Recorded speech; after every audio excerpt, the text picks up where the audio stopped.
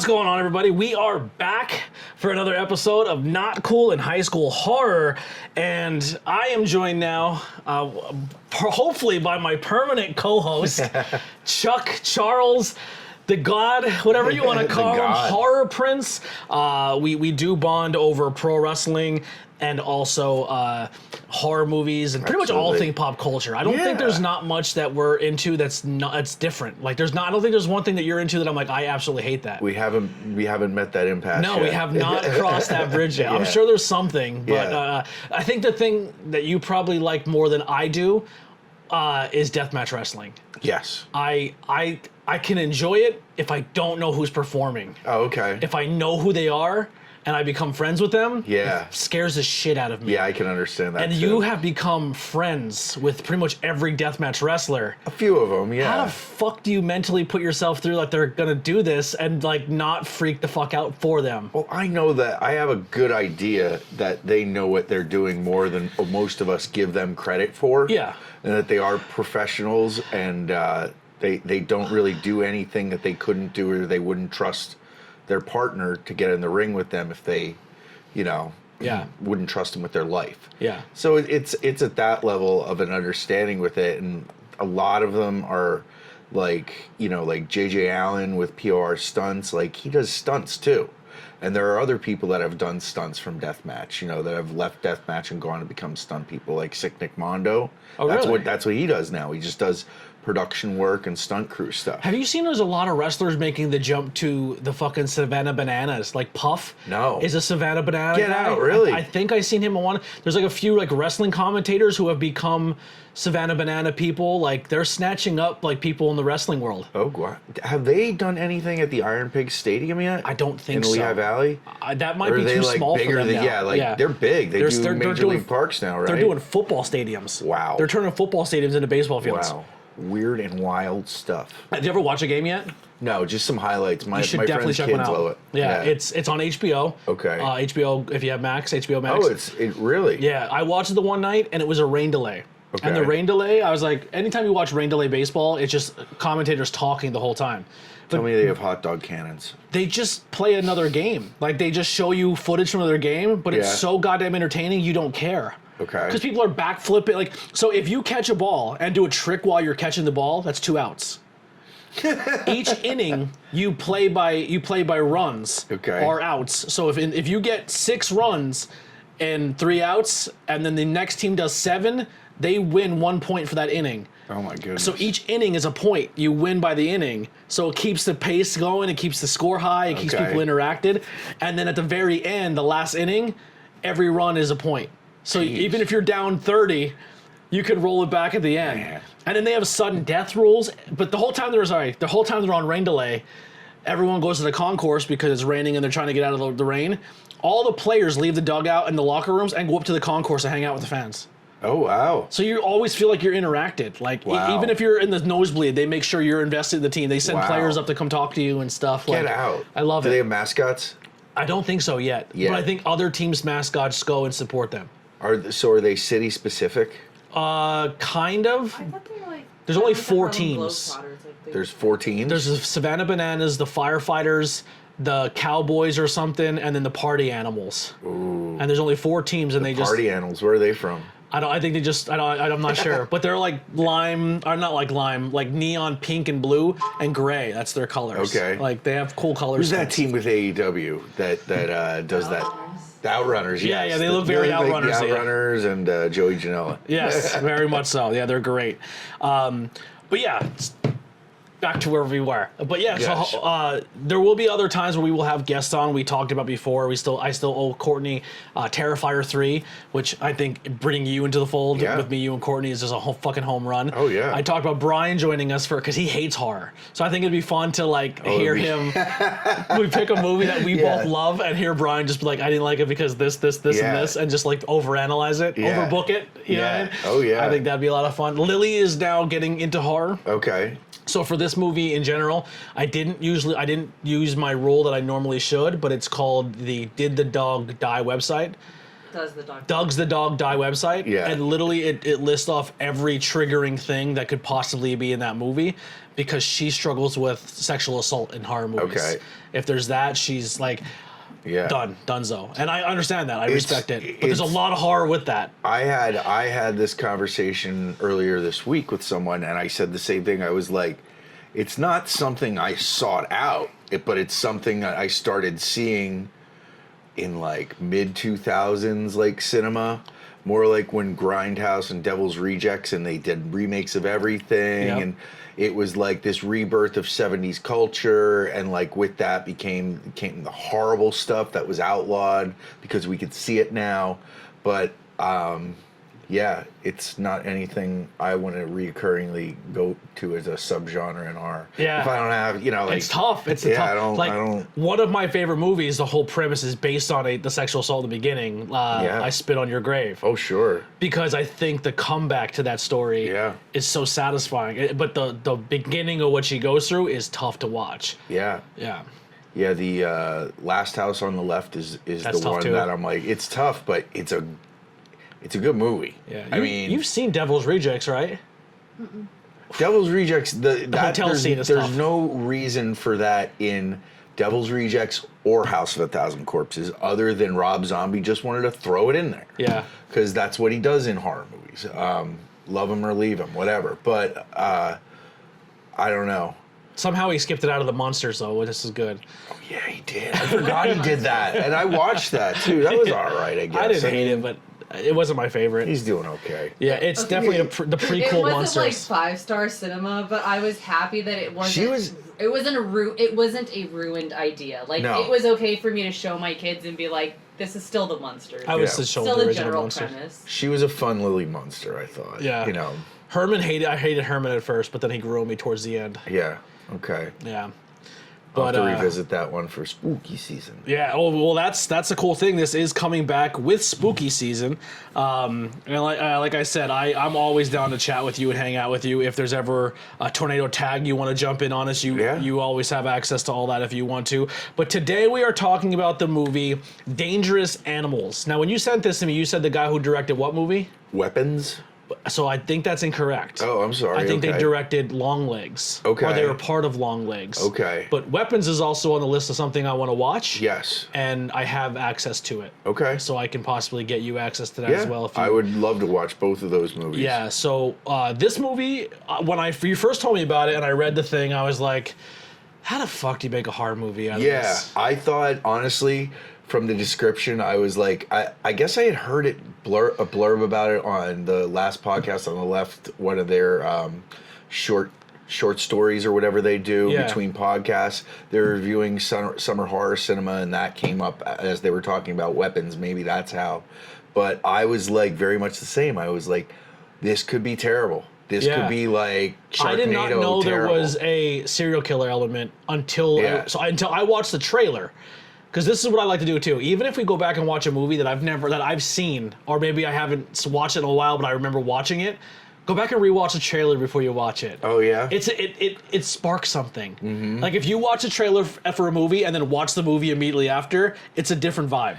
Yeah. Because like you almost get that vibe of the movie theater where you're in watching the trailer and you're like, I want to watch that.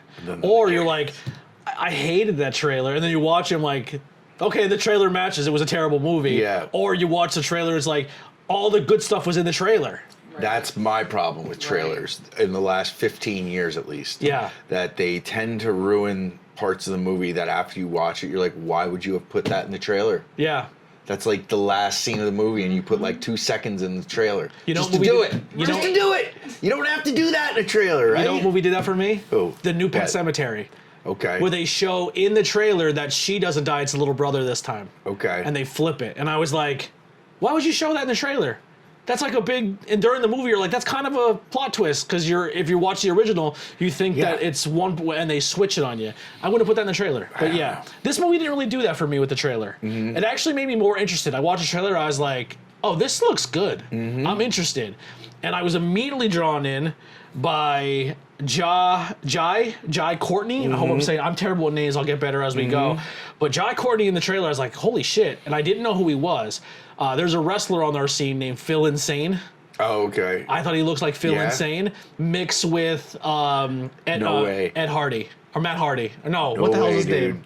He looks like Ryback. Tom Hardy. All the way. Tom Hardy. The entire movie, I'm looking at this guy. There's two people he reminds me of. The other person I can't say, but he is from Monterey City. I used to work with him. Okay. But the other one is Ryback. He looked like Ryback at scenes in the movie, especially intense scenes, or there were scenes that highlighted physicality. I was like, he reminds me of Ryback. Yeah, he was a big dude. Yeah. He put it on for this movie. So Yeah, he plays but Phil Captain Insane, Boomerang. that's a good one too. Yeah, Phil Insane meets Tom Hardy. Yeah. I think I watched the trailer when my brother was here, and he was even like, "Is that Tom Hardy?" I go, "No, it's not Tom Hardy. It looks like Tom Hardy." And then we have Josh Hudson. I think I said that right. Hassie Harrison, Ella Newton, Liam Grinnick, and then the rest were kind of like just background people. This movie did not have a lot of actors in it. It was mostly shot between a handful of people. But the premise of the movie is when Saphir and she's a savvy, free-spirited surfer, is abducted by a shark-obsessed serial killer held captive on his boat. She must figure out a way to escape before he carries out the ritualistic feeding. Where was I at? Ritualistic feeding to the sharks below. And trailer happens, I'm in. We watched this on AMC Plus. That's where I watched it. That's where you watched it. You Free 7-day trial. Yep, get a free 7-day trial. Or if you like horror and you also want to follow along this podcast, we'll probably be using a lot of Shudder, because I do also like watching mainstream horror, but I do like watching that corny, shitty horror too. Oh, sure. Yeah, I think it would fall under horror, but I think when the new comes out and it's available to watch on streaming, we should go back and watch the original Toxic Avenger and then the remake. I would love to. Yeah. I haven't seen the remake yet. Pardon me. You saying shitty movies spurred something. A friend texted me today and asked me, "Are you familiar with Full Moon Features at all?" No. Full Moon Movies. It's, Okay. The Puppet Master movies. Oh, yeah. Oh, my God. Puppet Master was shitty. all of But those great. movies that Charlie Band made under the Full Moon Features umbrella. He said there was one that was called Gator that I was like, I've never seen it. He's like, you got to see it. It's so bad. The CGI makes it so bad. And I like going back to things like that. There's quite a few Full Moon movies we should watch. I'm in. Yeah. I like finding those deep cuts too. Yeah. Like a lot of people don't talk about it, but it got popular with the video game because they put the movie in the video game, like the full movie. Yeah. You can sit on the couch in the video game and watch the movie on the screen. But Tammy and the T-Rex. Yeah. Like, if you look at the cast of that movie, you're like, what? And they're like, yeah, Paul Walker's in it. He gets killed, and they put his brain into an animatronic T-Rex, and he terrorizes the city. Yeah. Oh, and his love interest is Denise Richards. You're like, how did they get in this movie? How did all this happen? So AMC Plus also, if you do that, to kind of go back, you also get Shudder, which is included with that. So definitely, if you want to follow along, that is a good service to have. Does Joe Bob still do his show like every quarter at least on Shudder? I believe so, yeah. I haven't watched it in quite a while. I'm sorry. But Dragula's on there too. I was going to say Dragula Titans just came out with a new season. Oh, yes. It's like a drag show, but it's all horror based. Yes, really that's right. fucking With good. the Boulay brothers, is it? Yeah. Yes. They're amazing. So when I first heard about this movie, I thought this was going to be more along the lines of I think it was a movie called Frozen, where a bunch of kids get stuck on a ski lift. Yeah. Great movie. I love that movie. That's a good movie. I love that movie. The whole movie takes place on a ski lift. And it makes me so happy that, like, I have a 13-year-old niece who grew up with the Disney movie Frozen. It makes me so happy that, like, now I can say to her and her friends, you want to see the real Frozen? Because they're that old now. Like, they ask me what horror movies they should watch or not watch. Good horror movie. It's a psychological one. Yeah. They're stuck on a ski lift in the middle of a blizzard. It's sick. It's pretty cool. You gotta watch it. It's a winter horror movie. Yeah. It's definitely like, something you should save for after Christmas, that long stretch of winter. Just cold. Yeah. The cold Sit at movie, home and eat soup and watch that. That and like Hateful Eight. I have a picture to show you later. Okay. So you pop into our brains in this household a lot, whether it's wrestling or horror or soup. Our soup is a big soup guy. I'm a big soup guy. I like soup. But yeah, this one's going to fall under psychological thriller, horror, and thriller. It gets a 6.4 to 10 on IMDb. Its Rotten Tomato score is a 76. Towards the end, I just want to kind of mull over as we're talking about it, but I usually do a 1 to 5 scale, kind of like the Untapped app. So like 1, One's like a decent movie. Yes. 2's a good movie. 3 is like, watch it again. 4 is unbelievable. 5 is the perfect movie. I try to protect that 4. So 2 and 3 is still a really good score for a movie. Yeah. So we'll kind of dive into that. We'll see how many out of 5, how many sharks we give it. Okay. All right. Yeah. All right. So we start off this movie with the main character, which his name is Bruce Tucker in this. So I usually suck with names. Bruce Tucker, he has a couple on the boat, and he's going to have them do a shark tour. Now, once you watch the trailer and you know he's the killer, you're like already kind of waiting to see how he's going to do it. But I think the movie does an amazing job cinematically. I think there's a lot of really good cinematic stuff in this movie that they visually show you but don't explain, but it makes your mind want more. Yes. Which I think they do really well with this. They were very good in how restrained he was in the initial set. Like, the movie starts, and as you're watching it, you're seeing the interaction of the characters, and things start fleshing out, and then it abruptly stops. I'll just say that. Yeah. And you get cast into the feature credits, and the story changes. And I stopped for a moment, and I said to my friend Sam, I was watching it with, my girlfriend Sam, that I was watching it with, that I was like, oh wait, did the story just change? Did they just set that up in front of us as to the theme of the movie? And like, yeah, that was it. Yeah. You know, like, and which I liked. It didn't give you too much time to stew on the characters that were just developed for you. It was more like, no, this is what you're going to see happen to the He was really good at giving you that false sense of security. Yes, and like not dwelling on things too much, you know, that it got stale or boring, you know. That was cool. So we'll do a couple minutes of banter with, I guess we'll say without spoilers, and then we're going to have a part in this where we are going to say, hey, from here on out is spoiler warning. So if you're watching this first, up until we tell you, we will not try to spoil anything. We'll talk around things. Yeah.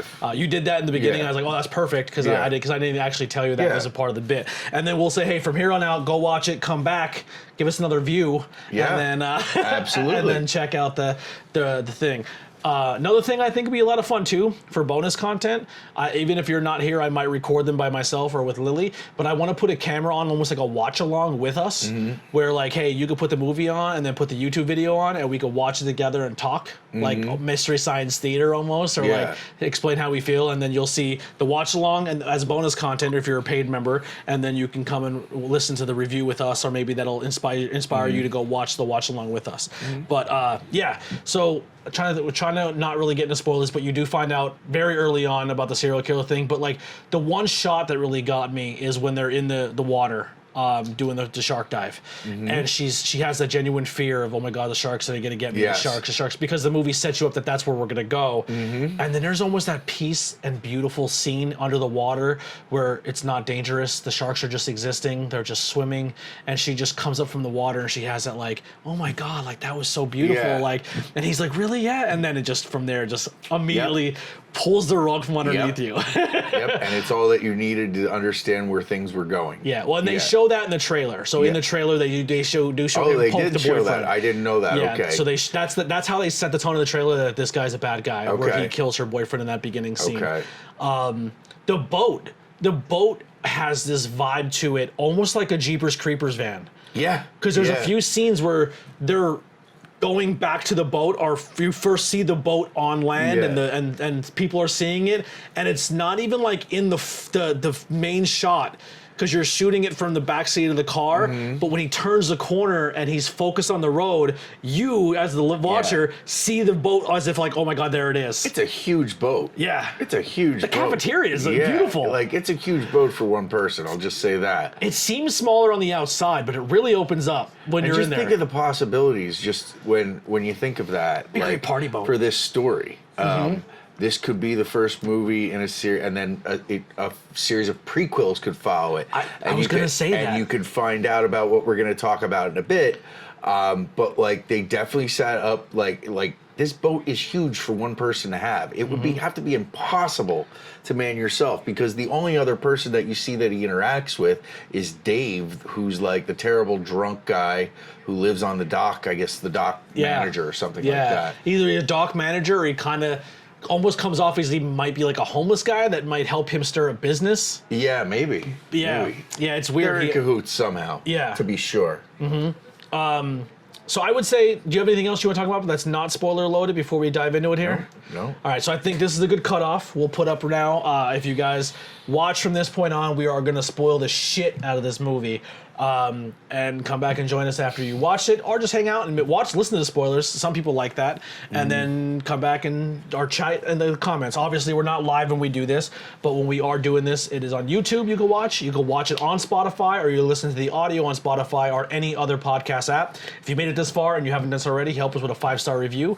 If there's a way to write comments in there, please do, and we will read comments in future episodes. We do a lot of content on here that's not just horror movies. If you want to follow just the thread on YouTube, that's only the horror, go to the very bottom or just type in Not Cool in High School Horror. It does have its own YouTube page. It does not have a lot of subscribers. It's a brand new page, but I try to separate the content by each theme. So if you're not into, if you don't want your timeline to be 80% wrestling, because that's what I do. I think we have a cat fight downstairs. Cat fight. Definitely have a cat fight downstairs. They're one cat's not fixed, and we have to get them done, and they're just been beating the shit out of each other. Bring the spray bottle. Sorry about that. We're back, but yeah, definitely check out those pages. Basketball. Huh? Your mom's just watching basketball. Yeah, that's what I hear. So WNBA sounds like cat fight. It did not. I don't know. I thought I heard cat fight. Like I thought Kramer, I heard. Yeah. Kramer. Cat fight. But yeah, check all those out. We do have merchandise as well. Maybe some cool spin-off merch for Not Cool in High School coming in the future. We'll figure some stuff out. But yes, so spoiler alert, we're in the beginning. He kills the couple, but keeps one, and then that's when he looks at her and says, what does he say? He goes, welcome aboard, or something. Yeah. And then that's when they kind of jump into the next character, Zephyr. Yes. Yeah. Yes. Cool. American. This does take place all what? That does take place all in Australia. Yes. And it took me a second to realize that. Yeah. Yeah. Because she's American, and you're like, oh, okay, so maybe that one guy just is Australian, you know. But you know what my thing is I have in my Discord I have 2 Australians in there, and I've met other Australians. Oh yeah. So like, Australian accent doesn't even faze me anymore. It's just part of the lexicon for me. Me and PJ, you know my buddy PJ. Yeah. We have had a friend for, God, at least 25 years now who is from Australia. And you hang out with him so much, and gosh darn it, just doesn't faze you anymore. Yeah, and I met a lot of wrestlers from Australia through Deathmatch, because there's Deathmatch Down Under, that company that Tremont's worked with and ICW NHB has worked with. So Joel Bateman. Okay. A lot of people. Terry, who the hell was that guy? Terry, not Cruz or Funk, but Terry. I forget Terry's last name, but yeah, I've met a few of them. Does Australia have their own version of a Terry Funk? Well, this guy named himself Terry. Oh man, I can't believe I'm blanking on his name. He named himself after Terry Funk, so he likes to fashion himself the Australian Terry Funk. Fun fact about our cats and wrestling and deathmatch, you'll like this. So when our one cat Boom was born. The weekend of I was in London for All In or All Out. That weekend, Terry Funk dies, Bray Wyatt dies. Somebody sniffing my ass. All In happens. So we named a cat Wembley. Okay. Boom for Adam Cole. Terry for Terry Funk. Okay. Bray, and then one was just kept bougie because it was supposed to be Bebe. Oh, Bebe, yeah. Bougie. Yeah. Terry's a great name for a cat. I love that. I love just like regular normal people names for cats. Just makes sense. Yeah. If I would have known what I've known now, I wouldn't have named Boom Boom. He would have been our scumbag. It would have fit him way better. Okay. He is the MJF. You always rename him. They never really know their name. He has a little white spot under his nose. He's a black cat. He's a tuxedo cat, but he has just one little white spot. I feel like we should have named him Tony Montana. Or TK. Tony Meow Montana. He could have been TK, Tony Khan. Yeah. Oh, did you see that in wrestling news? Was it yesterday or today? It got leaked that WWE behind the scenes they call him like Snowball or something or like Snow that. King or Snow something. King, like something to do with it's always snowing around Tony Khan. Yeah. But they're not. They're living in their head rent free, and AEW has gotten better at not letting them live in there. No, you're absolutely and it made their right. product better. That I haven't watched it yet, but I heard that WrestlePalooza was junky. It's horrible. It was one like good match. A kind of like a Raw, which Yeah. but to be honest. meanwhile, like I have friends down in Philadelphia that never watched wrestling and they went to that AEW residency and now they're AEW fans. They've rented all in. They were like, "Did you watch it?" I'm like, "No, I had to go to a wedding." Yeah. But I love that. Yeah. There are people that never watched wrestling. Yeah. But they're like athletic type people or artists, so like they get it, you know? Oh, you're gonna have a lot of wrestling run-ins on our horror podcast. Just putting that out there. But yeah, so So opening scene. yeah, we it have was her. Zephyr, Yeah, her kind of showing that she's kind of a vagrant. a beach rat, some Yeah. would say, lives out of her van down by the beach. Boy, She is the prime candidate of getting kidnapped because she Oh my has God. no family, no friends, That's no no- contact. no family, no friends, no contact, and no protection. She has no mace, no taser.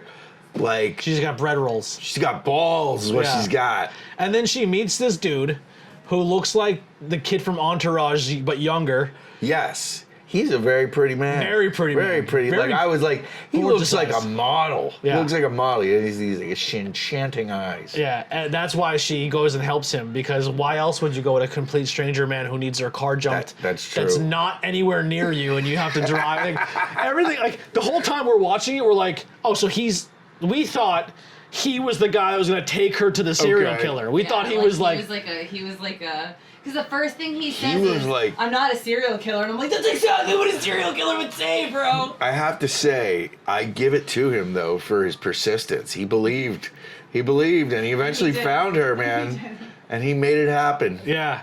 But he is, he's corny as fuck in the beginning, but it works because how he looks. Yes. If he was ugly and was trying those moves, she would have denied him immediately. Oh man, what if he looked like Screech from Saved by the Bell? If you look like if you look like me, he wasn't getting that girl. I've just recently come to find that Screech is my favorite Saved by the Bell character throughout the series. He's the only one with sanity, And he's actually a nice person. which is weird because Yeah. everyone else in the show sucks, They do. except especially Zach Morris. Zach is the worst. He's horrible. He's the worst, dude. He should go to jail. Consistently throughout the There's series. a whole TikTok page dedicated to Really? it called Zach Morris is the worst. Yeah, that makes sense. Yeah, they have a That YouTube makes page. sense. Yeah, they just go back with like clips of like, look at how shitty he treated his friend in this scene and in this So scene. they and actually like this, showed- and like he did this, and They this. showed the actor who played Zach Morris a video of Zach Morris's trash, and he watched it and he goes, "You know, playing the character, I never thought of my Walmart character this Goslinger. way."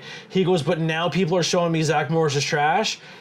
I see myself in a whole new light." Yeah. He's like, I was not playing the character to No. be that, but I am a sociopath. Like, I am really bad. Yeah. Yeah. So you know that this guy, the serial killer, was definitely watching Saved by the Bell as a kid. Yeah. It's gonna be in the prequels. Don't worry. I was thinking the same thing. We'll get into. I was going to wait till the end, but when you said it, I'm glad we're on the same page because I want prequels. I want more of this character. It's a great way. Good villain. It's a great way to expand on a story in a way that people aren't used to, right? Yeah, and I think another thing that makes this character, the protagonist female, different from any other Scream Queen or Final Girl, is she almost like plays into the psychological role of the character of like the guy who abducts her. Like she's immediately telling him straight to his face, "Go fuck yourself. You have mommy issues. There's Yes. something wrong with you," and it shows that it bothers him. Yeah. Like she knows how to cut deep. Yeah. because she's been that survivalist type girl her whole life. Yeah, well, it probably speaks to a lot of people that are serial killers, deep-rooted fragility mentally that drives them to kill people. It's Yeah. always got to be based around something, And it seems. you never really get into why he does what he does. Not yet. But he just says it's my calling, which is another reason why Yeah. so many questions and not enough answers. Like Yeah. the whole where he just gets drunk and dances to that song. Oh, yeah. That was a fantastic Yeah, scene. yeah. That's Buffalo Bill Worthy Yeah, style. it was pretty funny. Yeah. It was pretty funny. It's unsettling too, Yeah. though. Yeah. Like just how he knows all the word and another awesome thing about this character too that you don't know. Like no, they don't explain it, but they just show it to you, and you understand immediately what like his trophy system with the cutting of the hair. Oh, yeah. And then making a lore Oh, out boy, of that it, and was then sick. taping the lore to the box. Oh, boy. And then, I like- don't want to come across that at a swap meet. Oh, and then like you know in your brain like, oh my god, there's gonna be more tapes, and they show Yeah. the one row, and then it just zooms out and it's like Dexter's I fucking. think I tried to count I think there was like 18 of them. Yeah. Can I at say least. something on that though? I know I'm not mic'd up, but she was in the same scene. She's inscribing the girl before her's name and her Heather. name, and Yeah. you're only seeing like 8, 9 Right. names there. So, So- that's the only people who actually had it marked, right? Yeah, and and then that's you see whenever it's correct. zooming out, you're You like, see all the "Holy patches shit, of white there's on the wall." So many more. Yeah.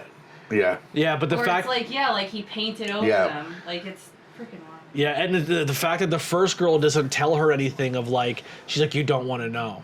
Like Yeah. she's seen what he's going to do with the bait in the system, and then it's almost like he keeps one around to show the next one what he's going to do to the next person. Yeah, that's definitely what she knew. She had to have known at that point that he was exhausted with dealing with her, Yeah. using her, whatever he was doing, which was another thing about this movie that this is why it came up when I watched it, because after we got done, we were talking about it, and that's what came up about, Sam was saying, I'm really happy they didn't go down that road to show him, essaying I thought people. it was coming. Yeah, and I was happy they didn't, because they didn't need to.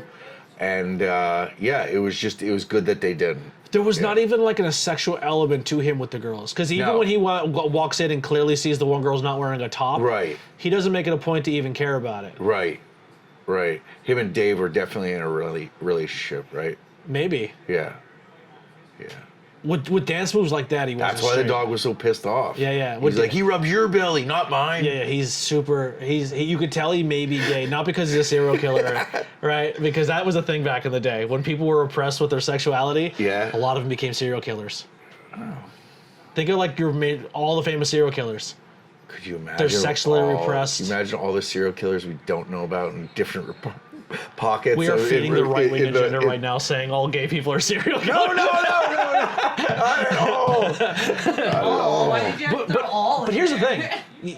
Just kind of go on serial killers. You know what's upsets me more about certain serial killers? They'll talk about how Ted Bundy was gay, but they never talk about the fact that he also went after women, but also he is maybe 6 or 7 victims who are underage girls Yeah. that he also did stuff to, and they almost leave out the pedophilia aspect, Yeah. but latch on the fact that, because I definitely think there was an anti-gay movement with serial killers too. Yeah, There's a bunch definitely that was. we didn't know about, Yes. but they pushed forefront Yeah, the gay that's ones. like that. Yeah, I can understand that from watching true crime shows like Unsolved Mysteries and such, like in the 90s, I guess early 90s. They pushed that agenda. Yeah, it was definitely something that they were pushing, yes. You're good. You can talk. Yeah.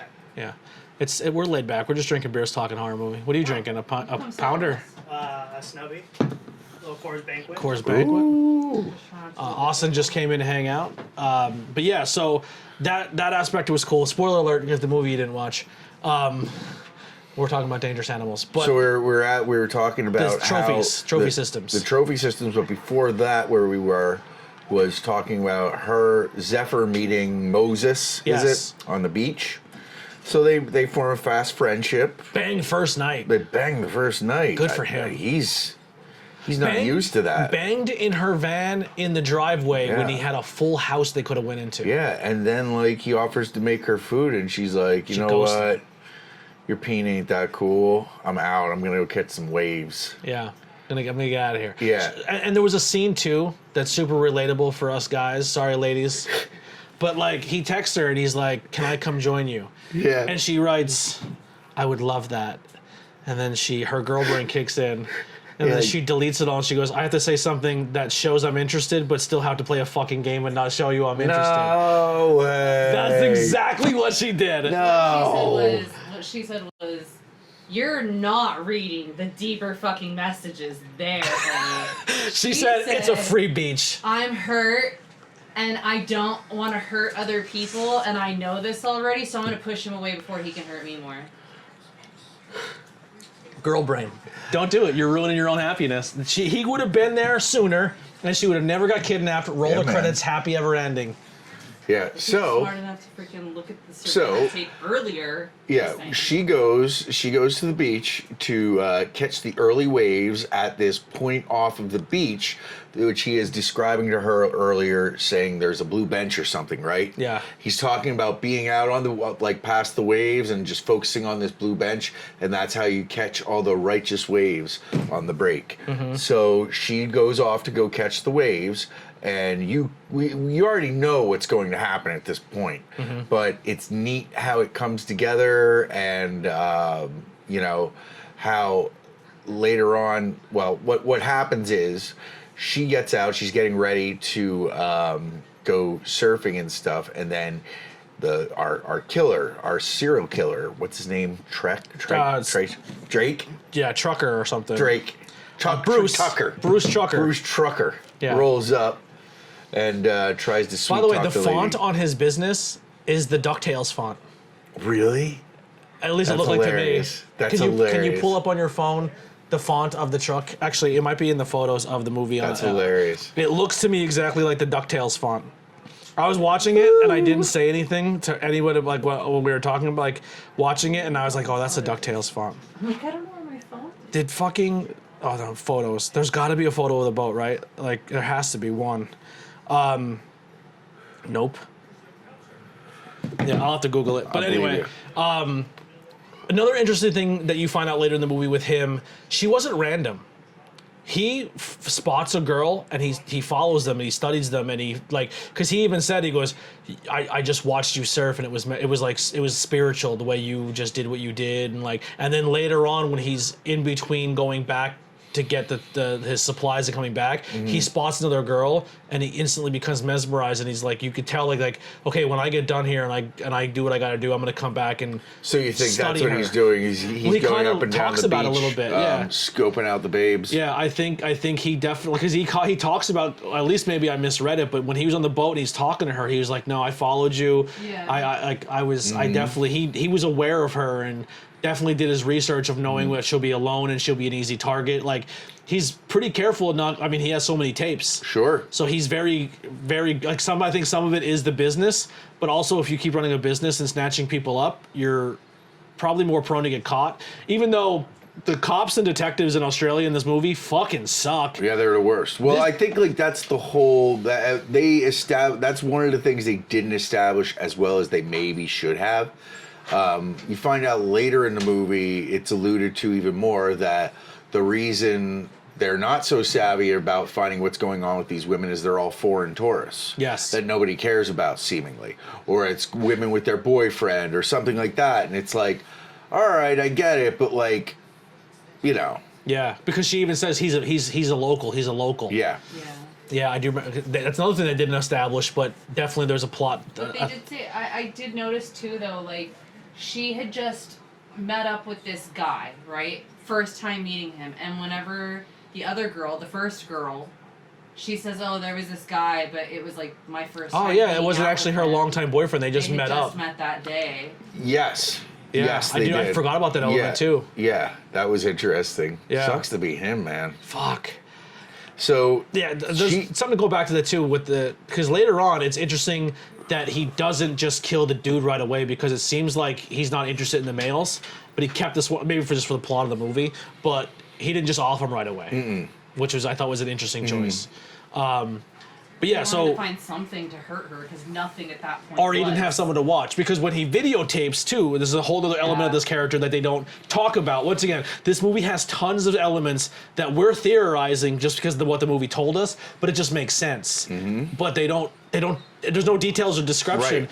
but it almost just like alludes to your intelligence as an audience member, where it doesn't feel like it has to spell it out for you. And they do a good job of, like, if you're a horror fan, you'll connect the dots.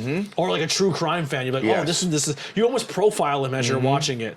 But his whole thing too is he's kind of voyeuristic, where maybe instead of the sexual nature of his crimes, it seems like he likes watching the soul leave the body. He likes that last glimpse of like life leave, and like that does it for him.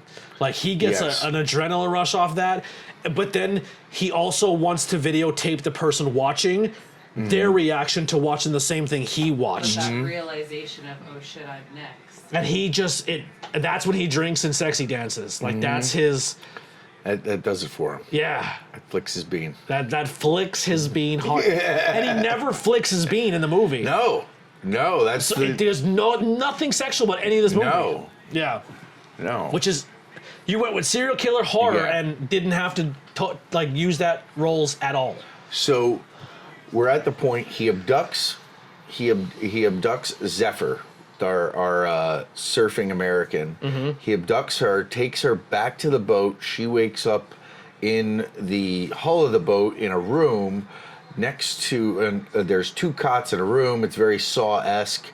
And she wakes up next to Heather from the very beginning of the movie, who we saw her friend, who we presumed was her boyfriend, get killed by Tucker.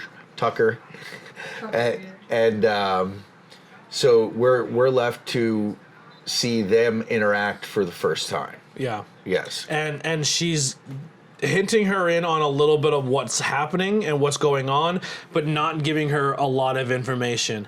And Zephyr's still kind of playing a role where she's like, all right, we're going to get out of this. Like, I'm pretty sure I can figure this out. We'll get out.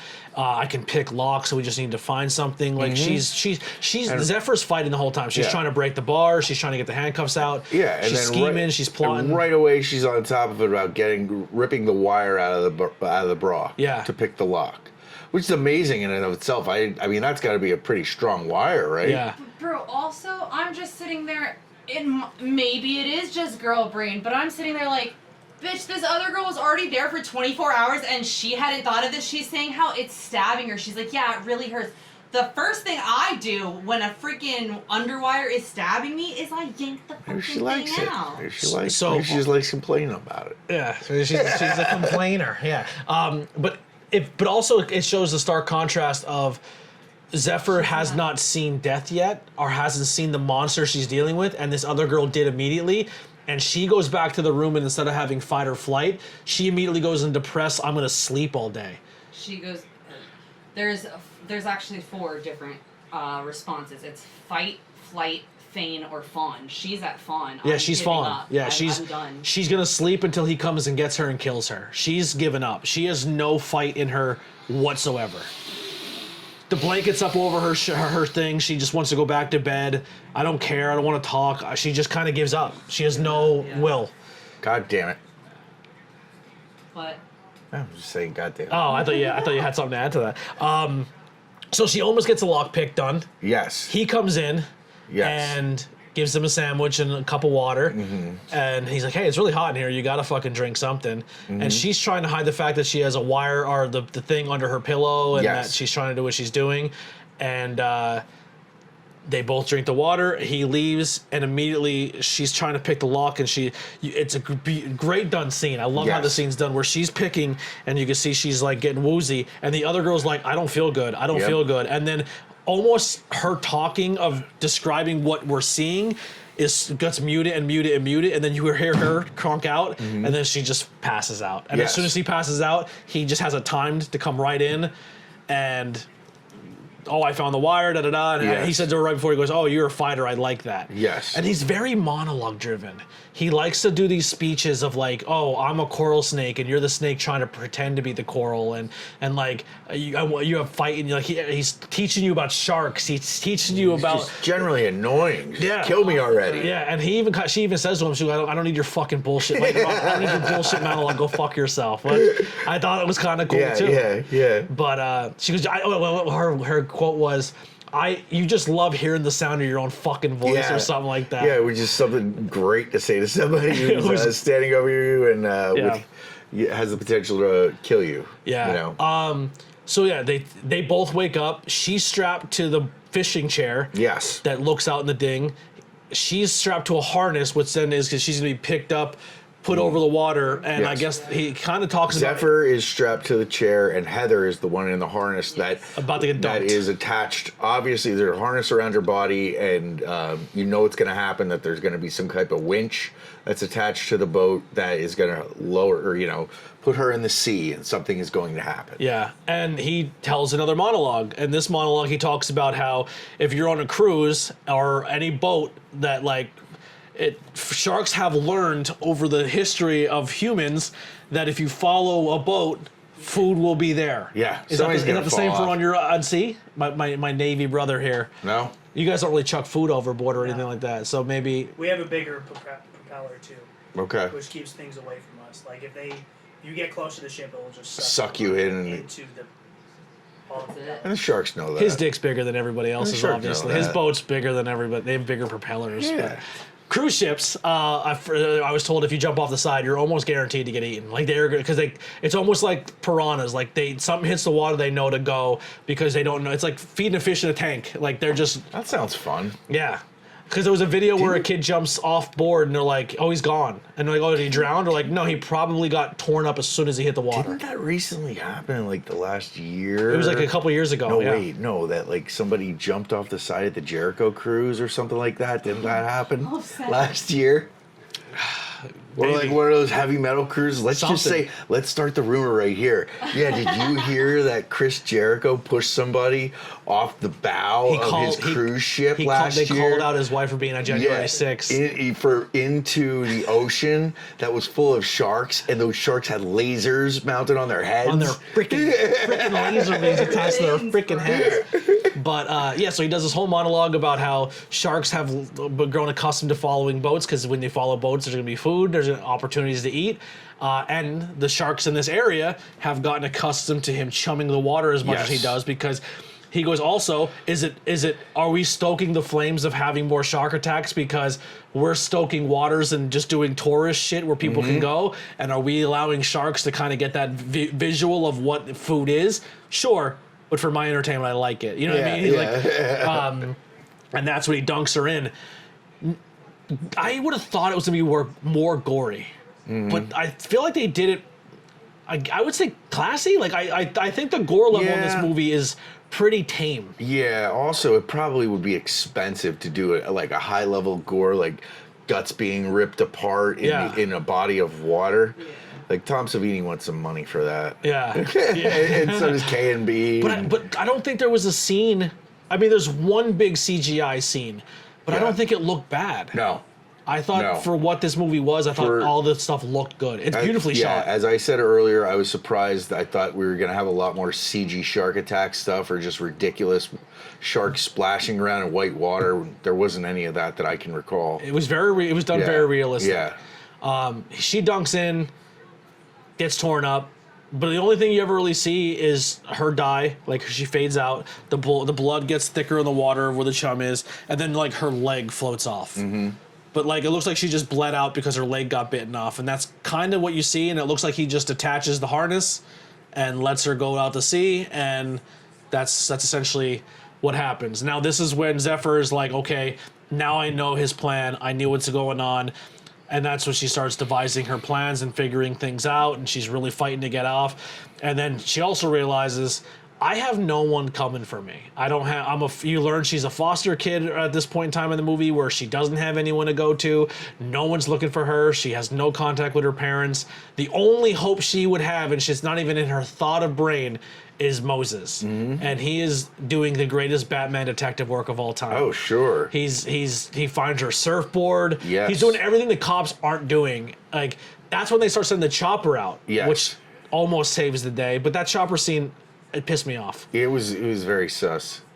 Here's what pissed me They off don't with the do a chopper good scene. job. Goddamn Coast Guard. He stabs him in the chest and has him out on this harness. He somehow gets him back in, them both drugged, drags his the blood stain goes through the whole boat. Yeah. Drags his blood stain through the whole, and then he still has the old man carcass on the bow. Yeah. How did he clean all that up by the time a fucking helicopter flies over? The only thing I can think is, I thought about the blood stains, and the only thing I could think is it's the argument that he's a fishing vessel and he's hunting sharks, and maybe he has a shark like fishing license. No, bro. By the time the helicopter gets there, it's white. There's no blood. He cleaned it all It's up. gone. Yeah, he hosed it down or something, but they don't Okay. show that. But the whole time, like, the helicopter would be there in no time. Right. Another thing about this guy, he's very observant. He knows when there's boats around. He knows when there's something that shouldn't be there, and he should be alone. We'll come back to that because he loses that ability at one point in the movie. But yes, Moses is doing his thing, and then he even says like, "Oh, I can go on this website that watches the waves. I can go to where her car was on the security camera, see her pull in another car, and then her car never pull out and his truck goes away. Then zooms in, sees his truck, gets all of his information, and then just goes himself without calling the authority. This guy's been calling the cops for everything. And they don't really show him like frustrated that the cops aren't doing anything. But at this point, he's just like, fuck the cops, I'm just going to go on my own. Which is like, and he kind of alludes to it when he does fuck up. He's like, I really botched the fucking recovery, didn't I? Oh, the saving part, you know? Yeah. Yeah, so he gets. Am I skipping anything that you want to No, talk I don't about? think so. Yeah, so go ahead. You skipped one major part, or Go I ahead. think is pretty freaking major. When he first takes both of the girls out, another key element to this is his camera. How attached he is to that camera. Oh, yeah. Her first escape attempt. We skip right over. So Yeah. she does get to escape, where she gets a piece of the toilet bowl bucket, and then stabs him in the neck, takes the key, and gets to the top of the boat, scares him off with the camera, throws it in the water, Yes. where she's able to jump overboard and then get somewhat on shore and almost looks like she's about to be saved, and he grabs her and takes her Yes. back. And hooks her back in. Yeah. Hooks her. Oh, that's right. She doesn't even go to the boat. That's the second attempt, because she gets off twice. Dude, every time, bro. I was like, she's right there. She's gonna do it. She's gonna do it. Yeah. No. So that was a cool scene. But then her second escape attempt is when Moses is still on the boat, because that's when she swims to like the party boat. Yes. And she gets to the beach Oh, and he yeah. gets her and chokes her out and brings her Yeah. back. But that scene, man, she fucks him up a little bit on that one. Like she's hitting him with shit and like stabbing him, and he's a big fucking dude. Yeah, he is. He but gained a lot more muscle than when he's Captain Boomerang. I was surprised the first attempt when she stabbed him with the bucket handle in the neck, and like we it's just like, and he hits his head real bad. Yeah, and he does. He plonks his head off the cot across the way, and it knocks him out for a second, for like 30 seconds. And it's like, just go over and stomp his fucking head. Yeah. Stomp his fucking head. But I would say the same thing, but there's still an element that he's just so fucking big. Like, he's really, really intimidating. Where, like, okay, I can go for the kill blow, but he's so big that even if he fucking gets me, I'm done. He's so strong. You know what I mean? So he's almost like that Jason where you're like, I think I'll just take this out and run instead of trying to go hand to hand. Or at least throw the fucking bed frame over him or something. I don't know. I would have. Well, she knew she needed the extra set of keys. Yeah. Yeah. Yeah. But that was an intense scene. And then even the second time when she escapes, where she fucking breaks her thumb, then fucking bites her thumb. Yeah. It rips her thumb off. Yeah. Yeah. She's a fucking gangster. Simple, But man. the bump in that scene is where she's climbing through the little hole and he grabs her legs and fucking smashes her face off the countertop. Oh. And she eats it, like gets up and just like ding, hits him with a frying pan. Dude, I would have hit my face on that counter and been like, I tap, you got this, bro. That fucking hurt. Dude, he's flapjacks her. Yeah, he did. Yeah. Yeah. That was great though. Like the fight, the tension between both of them is great because he's not had that before. It seems. He loves it though. Yeah. He relishes in it. And he's like, oh man, she almost got away fucking twice. Because he has a whole monologue about it. He goes, you're like a marlin. He keeps calling her marlin. Like he goes, even if a marlin keeps swimming, once that hook's set, you're on board. At this point, it's just game. It's fun. And like, but he's relishing in the challenge, but he's also at some points nervous, like, oh fuck, this bitch is getting away. Yeah. So now we're at a point where he's going to kill Moses. Mm-hmm. Moses is on the thing. He goes in the water, and as soon as his feet goes in, they're both surfers. They know how to deal with sharks. Yes. So they both calm down. Don't move. If you don't move, they won't bite you. So immediately he brings him in, and it looks like he's like, oh fuck, what do I do now? And I definitely knew what was coming, but I didn't know where he was going with it. And then he fucking rib cages him with a knife, and then goes, that'll stir up the dinner bell, and throws him right back in, which is like, fuck. Yeah. Great, and that's when the helicopter comes. So it kind of saves their life. Again, they have that moment where like, shit, skip the whole thing. She throws the camera in the water. While she throws the camera in the water, that's when he has to go back to shore to get his supplies. When he comes back to shore is the same time he's going back to the location of the boat, and that's how Moses gets on, which I thought was kind of cool. And that's the scene too where Dave gets on. yeah, and that's also where the guy, the hobo on the boat, his possible boyfriend. Yes, or Dave. Dave, his boyfriend. Dave and his dog have discovered that something is afoot. He gets fucking see no evil, spike caned in the head. Yeah, after hearing Zephyr downstairs. He's like, you got a Sheila down here. Yeah. Great word for women in Australia, a Sheila. But yeah, that scene was crazy. And then when he falls and the spike like hits the concrete, I was like, oh. Yeah, that's the chef's kiss, right? Yeah, it made me shiver a little bit, like ooh. And then but I thought the dog was dead. I thought this is the scene where this dog was gonna eat it. Yeah, but all he does is kind of growl at it. Well, he barks at it, convulsively, until the dog runs away, and we never see it again for the rest of the movie. I'm theorizing that dog's dead. That dog was shark food. That was chum. That was chum later. That dog. 100%. I think they're like, I don't think we need to kill a dog or show sexual gratuity in this movie. I think we already have enough to do its job. But if that was a different director, different movie, same movie, different director, dog would have been dead, one girl would have been raped. Yeah. 100%. Yeah. Yeah. So have you Stay away from me, Eli Roth. Have you seen? Yeah, Eli Roth. If that was Rob Zombie, it would have been an orgy on that boat. Yeah. And inappropriate, sexy music all the time. What was the song he dances to? It's not What's New Pussycat. No, it was a creepy song, but it was a good song. I have to look that up. It was a good song. I liked it. It almost gives like Stuck in the Middle with You with Reservoir Dogs. Like I said, Buffalo Bill. It's the Buffalo Bill scene. Like it's done so well. Even the way he like whips his robe around and just keeps hitting the bottle and like so good. There were a few homage scenes I feel throughout the movie like that. Yeah. Yeah. Did you notice any Jaws references? I didn't notice. I thought like every shark movie has to do something with Jaws.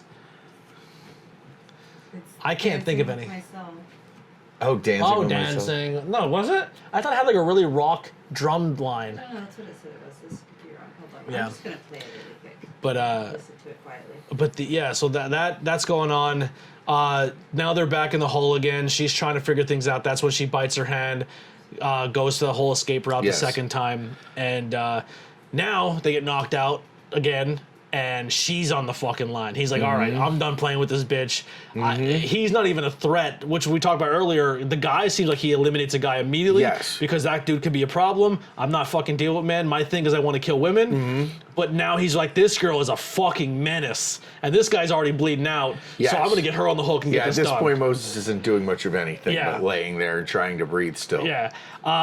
Another great scene where she goes in the water, and this time a fucking massive shark shows up. And this guy loses his mind because part of this for him too is the shark. Yeah. So if he can draw in a great white or a bull shark or a hammerhead, he's like, oh my, and then I guess he says it was a bull shark. Did he? I thought he said it was a bull shark. He goes, that's a bull shark. He's gonna eat her like a toothpick. But I mean, this bull shark is huge. Because there's a really cool scene where she goes into the water and the bull shark and her just, which I thought, now in movies, I think now legally you can't show, like, if you're going to use animals and certain things, they have to be CGI'd. Okay. Or something like that. Like, but the dog was real. That definitely wasn't a CGI dog. But if anything's going to be done with the dog where it's being touched or handled or something, I think they have to CGI. And I think that might be like the new HIPAA rule of like animals on sets and stuff. But the shark, I mean, once again, the CGI looked great. Unless it was a real shark and they just had that shot, but it looked great how they were kind of face to face. Yeah, and it she was stayed cool. calm. It was a cool, like, poignant shot that she was as calm and powerful of the reflection of what she was looking at. And she was I almost feel like beautiful, like, oh my god, that shark's beautiful. Yeah. Yeah. Like Then she- looking death in the face, and this death is much beautiful, like much more calming than the Correct. death that I'm facing. Yeah. Out there. And then she Metal Gear Solids her way back onto the boat, and he turns into a video game NPC. Yes. He can hear a helicopter a mile away. He can hear a boat.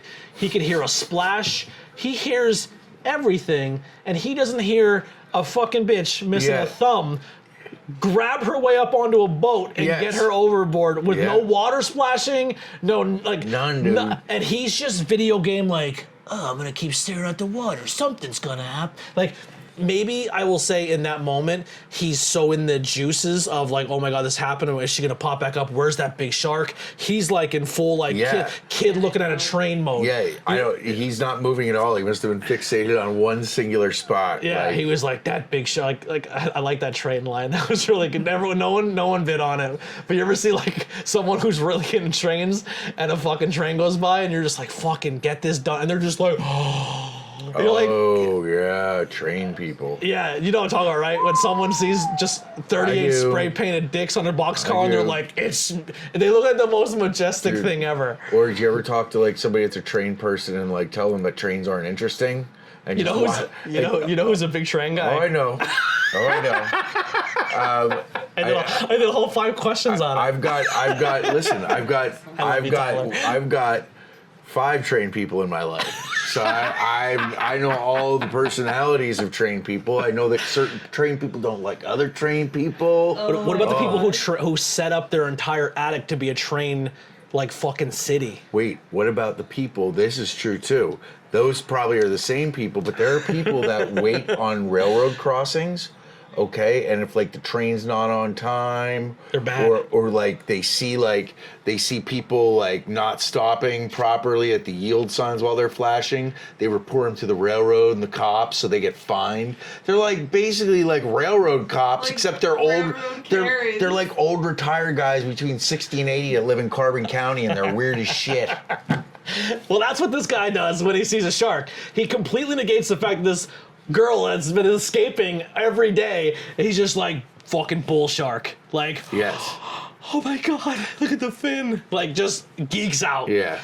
She sneaks up behind him. Then he finally comes through and realizes that he's in trouble, and she harpoons him. And the whole time she harpoons him, I'm thinking, wasn't it attached to something? Same. Right? No, not even just that. Visually, every scene, every block, every frame after that, you can still see the bright orange string that's Yes. attached, and I'm like, oh, it's coming. Oh, And the way it rips Yeah. her, like, it rips her by the ankle and drags her in the water.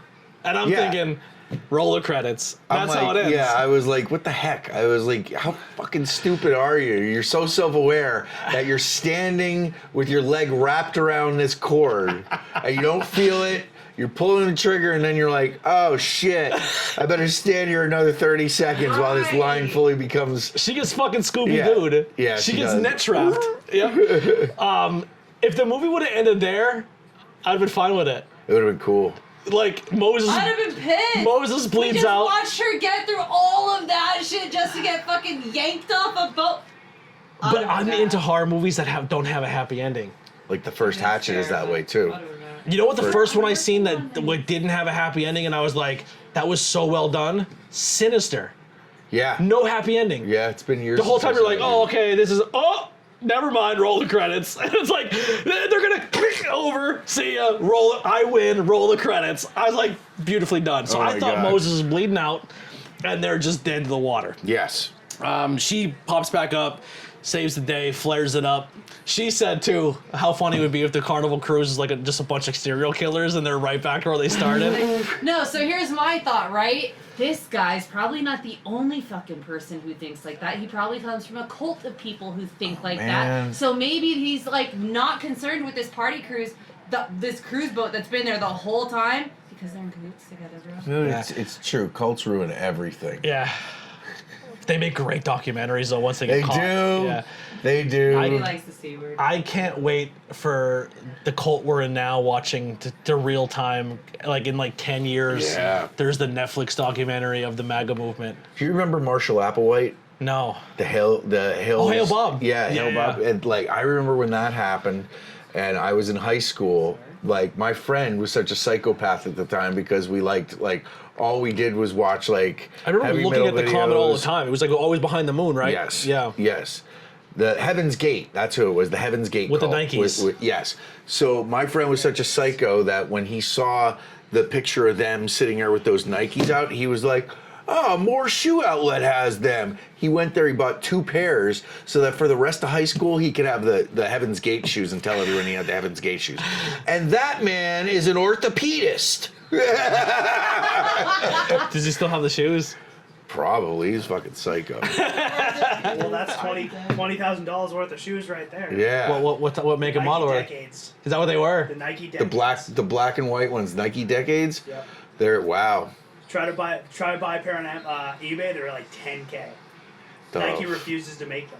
Get I wonder the- why. They are ugly, comfortable shoes. I will say If that. we They were look gonna like lawn care shoes. They are ugly, comfortable shoes. Wow. If we were to, I mean, I have the cult of ABJ. That's our pretty much community for this content. I have a Discord and a Facebook. You can come join the cult. What's our sneaker for our cult? What kind of a sneaker? What kind of Yeah. like what are we gonna fucking rapture ourselves with? It has to I'd be like- Vans, bro. Checkered slip-on Or- Vans. Yeah, Checkered slip-on like Vans? straight up. It would have I mean, to it could be. I Vans. have them on too. So Are you wearing yours right now? yes, I have an iteration of them on. The only That's problem true, is though. they have poor arch support for me. So They then after a do. few weeks, I get really achy arches. Oh yeah. So I'm gonna have to get inserts. Okay. That's fair. That's fair. Tony's got his like Ouija board like van knockoffs. Oh, Yeah, that's I got all right. I got the Nockies. Yeah. I think just like I think they're all the pretty slip-ons. fucking terrible for our I think- feet. Yeah. I can't wear them very often. The cult shoes slip-ons. Yeah. They have to be slip-ons. We're not tying Yeah. shit. We're No. None of us can bend over. Look at our backs. we're man. emo. old. We're emo punk kids. we're Elder not. emos, Yeah, we're man. elder emo punk. We're not fucking tying shoes. Oh man. No. If Velcro's coming back, I would rock them. I had a pair of Velcros, like the last time I remember having Velcros was 2005. I went to Bonnaroo, one of the first years they had it, and my friend was like, "What the fuck you doing wearing red Velcro shoes?" And I was like, "I'm gonna go see Primus and I'm gonna stand in front in the mud. So I'm gonna throw these shoes away when I get home." I spent like maybe $6 or $12 at Walmart at the time. I'm for really them, and happy. That's what I did. Yeah. So I'm that's really the nice happy thing that about no like one the- cares like, about like that. Like What? if today, I think most of us are like, where can we find knockoff shit? Because I'm not paying full price, and no one. At least in our friend circle, no one makes fun of you for having fake gear. No. Like, honestly, No, it's like, that would- And they're like, in I my got a opinion, cricket, you want me to just slap it on? that's what I'm saying. I mean, I've been that way for a while. Like We're that was a frugal. sign of your truth as a friend. It Or was like- like, you're gonna bust me because I don't have like Designer kind shit. of nonsense are you talking about, man? I love like that. That was such a point of my life where that was like a huge bullying thing for yes. me of what I was oh, wearing. it was for me too. So the fact that Yeah. our tribe of people was Yeah. like, yo, you ever go to the thrift store and Yeah. find like, Yes. you know, you're like thrift store? Like, Yeah. I love how that element is out of our lives. Like high end to me, I like as an adult, I think like getting a new Carhartt coat or something like that is like awesome. I think that's high end. Yeah. You know, because that shit 'Cause will it's last you like practical. 10 years if you take care of it. You know, Uh-huh. like it's practical. Yes. Yes, I want you to be comfortable, practical, and warm. Yeah. All of you. Yeah. Oh, but you're like, I'm gonna buy the bougie jacket with the heating insoles in them, like where it heats up. Yeah. If I worked at a DC or in like a cooler or something like that, I would probably buy one of those heated vests, but I have no use for it. And I don't like camp in the winter, so like I have no use for no it. one's going to concerts in the winter, outdoors. No. You know, and once November hits, I'm not going to football games anymore. But Yeah. Youngblood just got re-announced for Philly in November, so That'll be inside. Where is he going to be? MetLife Stadium. Not in no- Philly. Met- Not in Philly. MetLife is New York, Wait. Where am I at? Where am I at in The Philly? link. He said. The The link. link is Philly. but they might move it inside where the basketball team plays. I know. I hope they make him play outside in the cold, so he has to run around cold and wet with no shirt on. Here's another side check. Sorry for the people who are interested in this movie. We're going to do a lot of these sidetracks. But how do you feel about concert price tickets? I think it's terrible. I won't even go. I mean, I think it's ruined a lot of the experience. What's your limit? My limit. Like, you well, look at I tickets and exceeded you're that like- this year because I'm an idiot. But usually, like, comfortable. I can feel comfortable spending $100, maybe to $150 on like a lower level ticket for an arena show. Yeah, like I think I paid $130 to see Nine Inch Nails. I think 130 is my limit. And I'm like, like 130 is about it. Like, so I looked next summer, System of a Down, Queens of the Stone Age, and Acid Bath are doing a European tour. And I looked, the last day of the tour is in Warsaw, Poland, and it's at an arena, I guess a soccer arena in Warsaw, Poland, and a GA ticket, like the GA tickets are still available for floor, and I think that was 130 or 140, and I'm like, that's way cheaper than a GA ticket is in America. Mm-hmm. So I think they're just... Get on a plane quick. Speaking of concerts, yeah. how was fucking Ozzy's last show? It was a lot of fun. It was a lot of fun. It was a lot of... it was a lot to get there. It was a lot more travel than I've ever done for anything like that. But Worth it. It was worth it, yeah. Hell yeah. It was worth it. And, everyone was there to have a good time and loved Black Sabbath, and I'm very fortunate and glad I got to go. How sick are the European? Like, how sick is you? I love people from They the were UK. they were nice. They're amazing. They were nice as hell.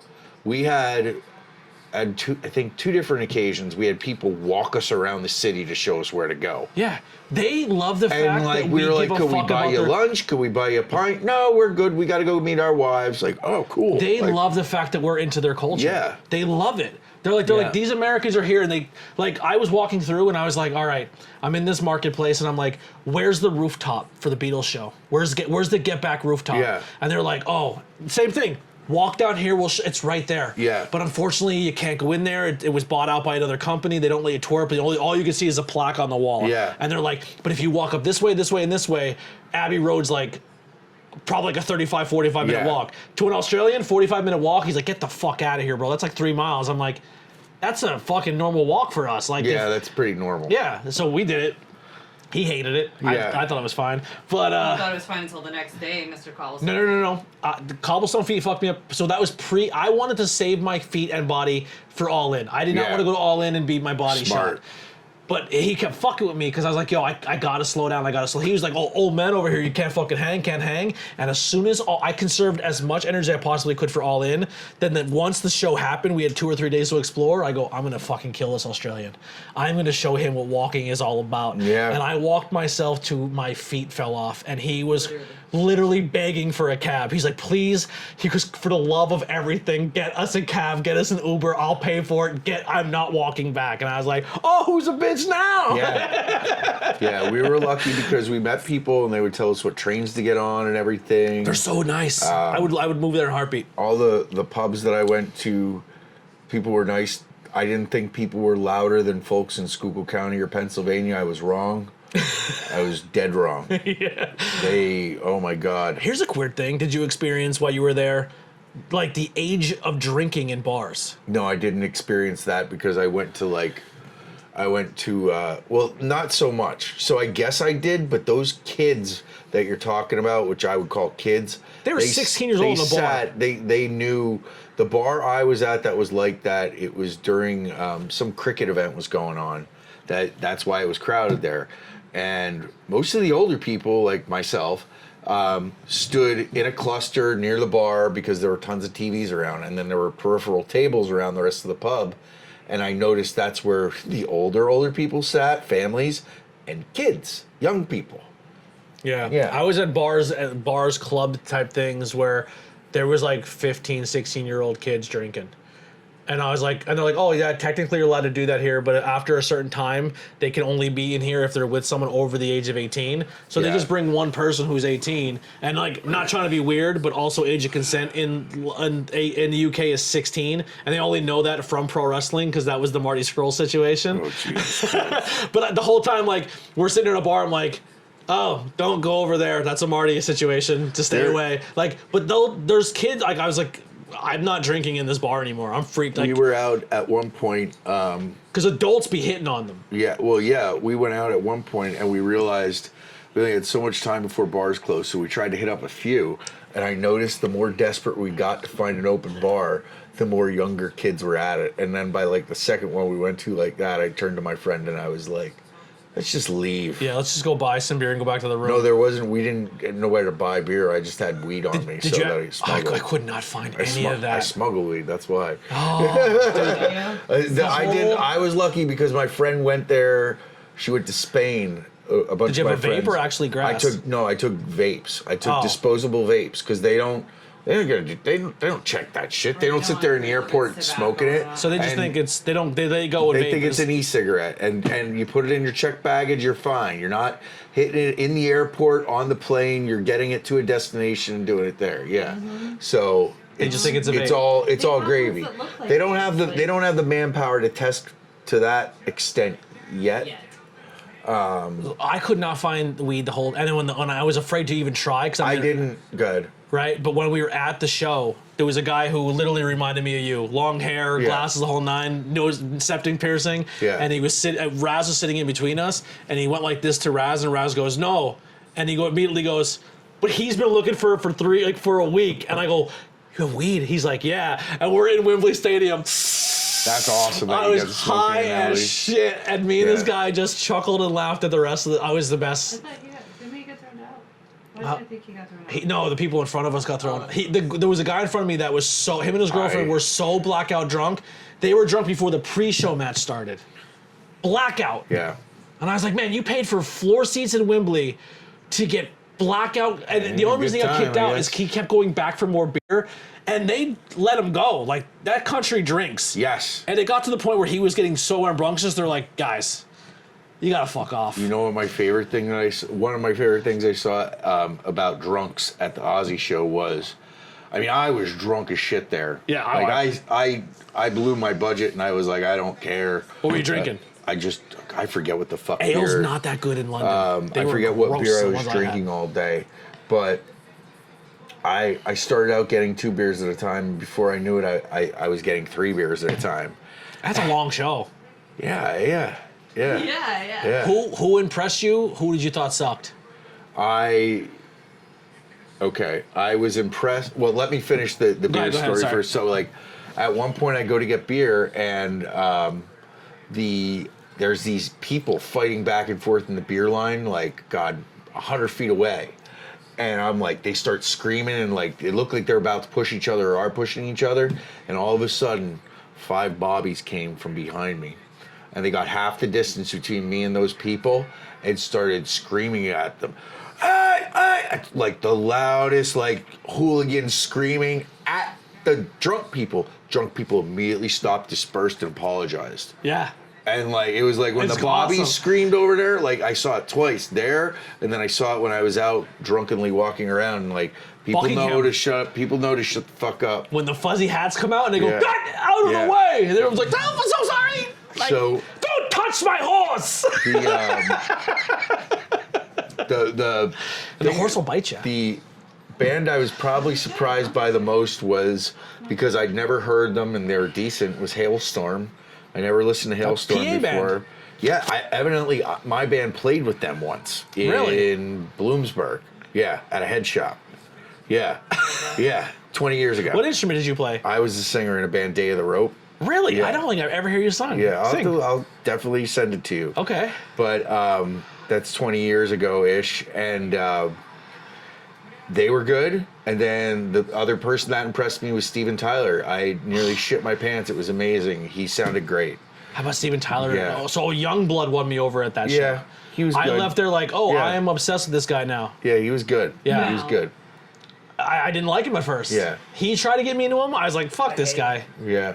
I like his song 11 Minutes Away with Halsey, and everything before. I was saying to her earlier, I'm like, He didn't like. it, Halsey. I He wasn't. didn't I like was not a Youngblood. I Youngblood was the fan big until Youngblood after fan. that 11 Minutes Away song with Halsey. Yeah. Then he got more in depth with like Who he was. who he was. You know what's crazy, and it shows how the progression of me as growing older. I judged him by the way he dressed and the way he looked, and I was like, I'm out. He's trying too hard to look like edgy and cool. And then as of like getting to know him more, I'm like, oh, this dude's like the Steven Tyler, Ozzy Osbourne, David Bowie of his generation. He genuinely didn't do it for the attention. He did it because that's just genuinely how he felt. He's got and a lot of- and he's authentic. He's got a lot to live up to, because a lot of people have put a lot behind his name now with the comparisons. And it's unfair. Did you hear in a the way. new him and Aerosmith? No. Are you Pretty good. Are you aware that actually started recording before Ozzy's death? Before you? Yeah, they did a 5-song Ozfest? EP where Youngblood and Aerosmith. Great. Yeah, it's really the Great. first song's good. Yeah. But he impressed me, and then I watched Guns N' Roses. Yikes! Yeah, they I don't know what the fuck they did for those 2 or 3 songs where they were playing their stuff that they wanted to play. Everybody was pretty pissed off about that. Did they But ever it announce didn't the band that wanted money? I don't know. I don't really think they did. And honestly, when they said that, I don't care. I Do you don't have a theory? care. Like, my theory is not being a jerk in my response, but I don't care. Yeah. I mean, that's at this point, that's such a minuscule detail, and all the respect in the world is Sharon Osbourne, but she is somebody at the end of the day that always wants to lead into the next news cycle. So that was her chance to lead into the next news cycle with things, okay? Yeah, that's that's true. all that was, guys. Yeah. And then, unfortunately, everything happened with Ozzy, and I don't care if we ever hear it. I'm sure eventually in the next year you'll hear it. You'll hear it. But I think they said that they thought it was Scorpions, and then other people, which it wasn't Scorpions because they were on a separate tour with Judas Priest at the time, I think. There's rumors it was Judas Priest. There were rumors it was Iron Maiden. The two that I'm thinking or rumored of is Kiss or Motley Crue. I heard Motley Because Crue, and I the can fact that understand Motley Crue wasn't there is insane to me. Yeah, I mean, I'm going to be honest. yeah. I love Motley Crue is one of my favorite bands of all time. I love them. Great, fucking very chick 80s metal rock, but still badass for a dude. Like they tote that line of like, oh, this is badass, but also like I can get pussy with this song. Yeah. You know what I mean? Well, I personally am glad but they Vince weren't Neil, if there, I never hear Vince 'cause Neil sing, I'm good. His voice is horrible. terrible, and Nikki Sixx does not seem like anybody I'd want to actually have to be around, even with 80,000 people. That's fair. I was around Tommy Lee once. Yeah? Back when he did Methods of Mayhem Okay. in 2000. And I worked on Ozfest in 2000. I'd never been to an Ozfest. And he actually walked around his big thing with Methods of Mayhem. They released one album, I think, and their single was Get Naked. Hell yeah. That's how like the hook of the song went. Get naked. That's very Tommy And Lee. they had trench coats on, khaki trench coats, and they got naked in the video. That motherfucker walked around Ozfest for like 5 weeks that I saw in a fucking trench coat backstage. Really? And he had a woman with him that looked exactly like Pamela Anderson. That wasn't Pamela. She had some groupie with him that looked exactly like Pamela Anderson dressed as Barbed Wire, which was interesting because that was the time Barbed Wire came out. Really? Yeah. Interesting. So I don't know what they had going on. Yeah. He has a huge penis. Huge. I mean, Monster. I watched the tape. Monster. I have it, yeah. Do you have it? Yeah. That's like I have that. I have the Paris Hilton porn. I have the China porns. Yeah. Do you I have the like porno. Sunnies? I do have the Sunnies, yeah. The backdoor All of them. How many is there? Well, there's the I thought there was only 2. There's the original tape, and then there's the Vivid movies. Yeah. Fun fact about this China tapes. You wish it was China when you wanted to see China. Not China, Sunny. You wish it was Sunny when you wanted to see Sunny. The Yeah. video versions of Sunny, it's like, oof. Yeah. Rough. Yeah. I worked a show with her right before she went to jail.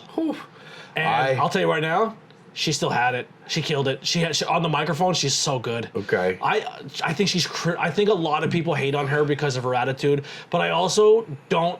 I kind of condone her attitude because being a woman who was getting over the way she was in that male dominant industry where they were like, dude, they were pissing and shitting and puking in buckets and dumping on her head and shit. Like she Yeah. went through it, and I All I can personally say- think is her and Candino had an open relationship or had something they had were both to. into. I don't think Candino didn't know that things were going on. I think it was part of their thing. I don't think Chris Candido deserved what happened to him, but I also don't proclaim to know what their situation was. I know people that were friends with him that say that he was a good guy, and that's all they'll say. I think Well, that wasn't there she... people saying that like they feel like there was times where they went to their Chris and Sonny's house and Sonny came in the bedroom and tried to make moves on him and they swore Yes. that Chris was watching from the other room. Well, I don't know. I've heard that in shoot interviews, but Well, no judgment. If that's what yeah. you're into, cool. No, that's fine. But I think they loved Chris so much and hated her so much Well, that it was- they tried to diminish her it more. was a different time, as we always say when we get old, but it's true. I mean, like the 90s, Think about how hard it was for a beautiful woman not to be objectified in the business at that time. Impossible. Yeah. And then, doing what she did, okay, so she slept around. Big deal. The people she slept with wanted to sleep with her. And it wasn't a big deal to Chris. He knew about it. And she wasn't banging fans. She was essentially Right. with her coworkers that she was on the road with the whole time. Yeah. So That's kind of what the wrestling culture. So we love to talk about it as nerd fans, but it's a lot we don't understand about the interpersonal relationships of people that we were never really friends with anyway. Absolutely.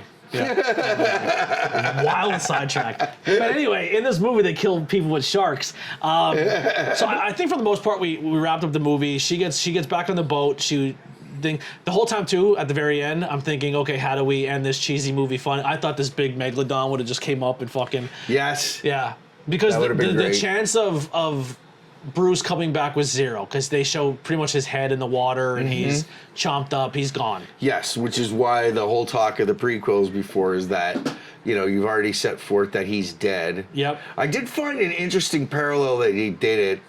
You were talking about parallel to Jaws before. The whole handcuff to the bed frame and her having to bite her thumb off. I was explaining. I was like, that's very Saw.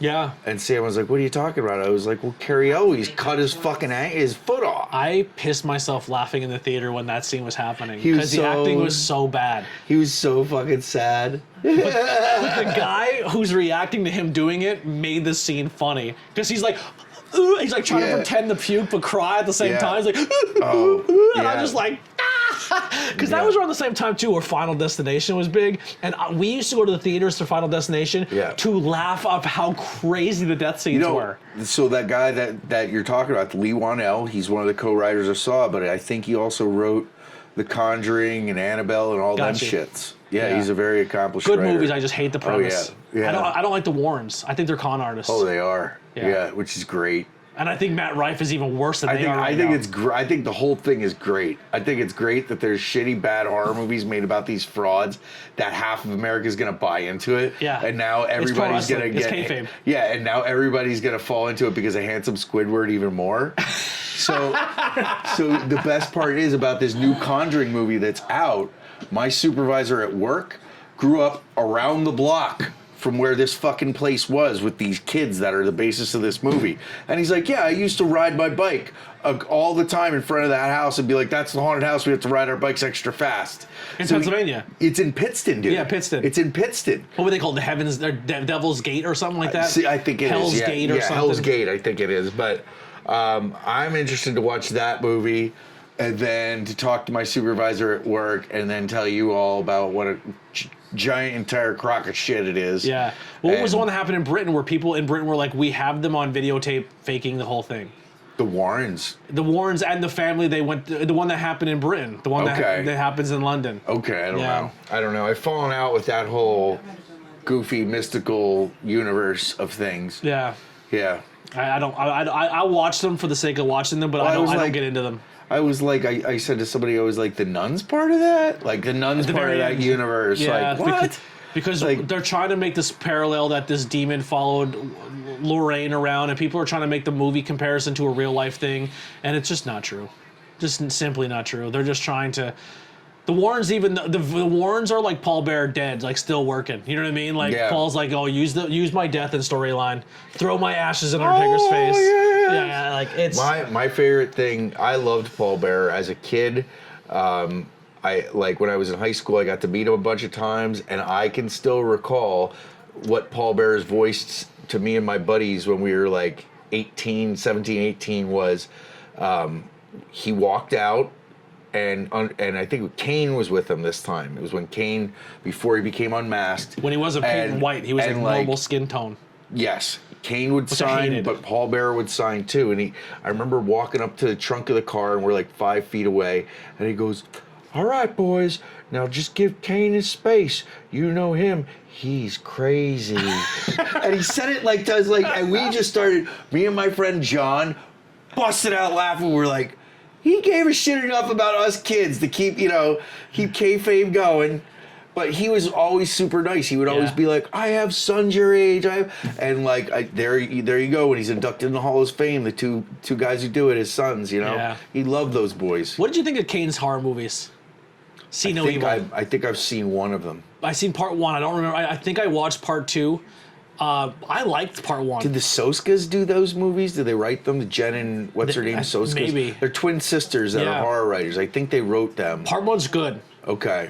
You never seen it? Maybe we'll put that on the If list. I have, we should do a rewatch because it's been a while. They're good. Okay. They're fun. They're fun movies. All right, so this movie's pretty much done. I do like the prequel idea where maybe you show some of the other tapes. Now, those movies, there's no happy ending. He gets away. But maybe just to dive in a little bit of who he was as a person. How he became the way he did. I'm yeah. cool with keeping this a franchise to learn more about him. Yeah. Find Yeah. out more about the culties. I'm Yeah. definitely into that.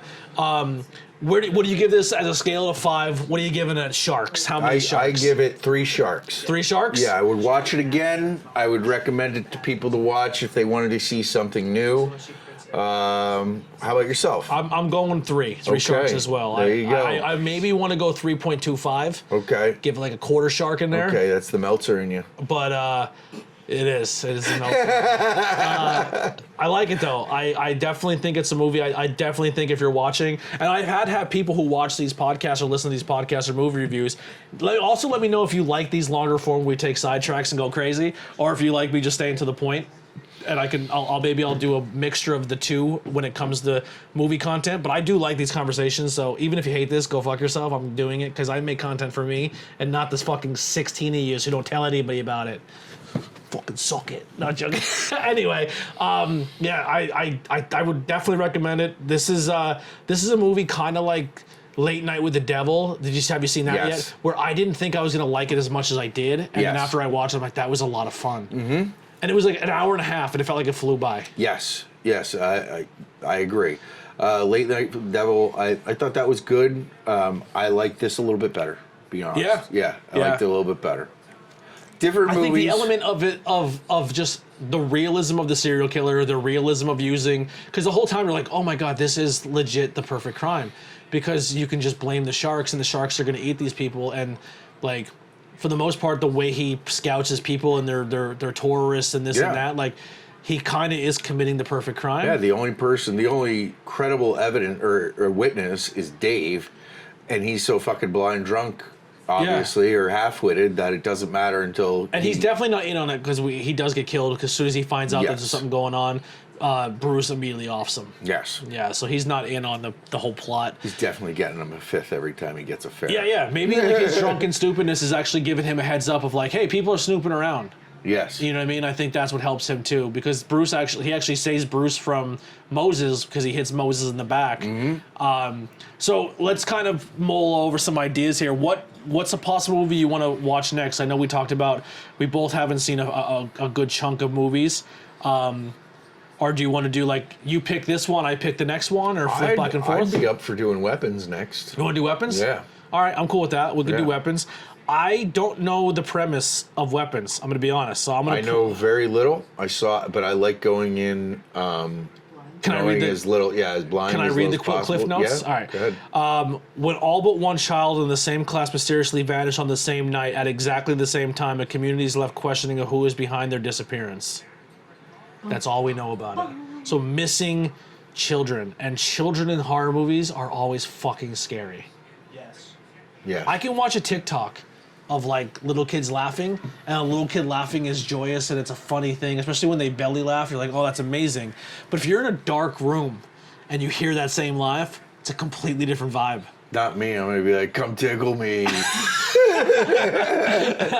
I don't know why this memory just flooded into my brain, but we're 11 years apart. Me and my brother, who's off camera, he's home from the military.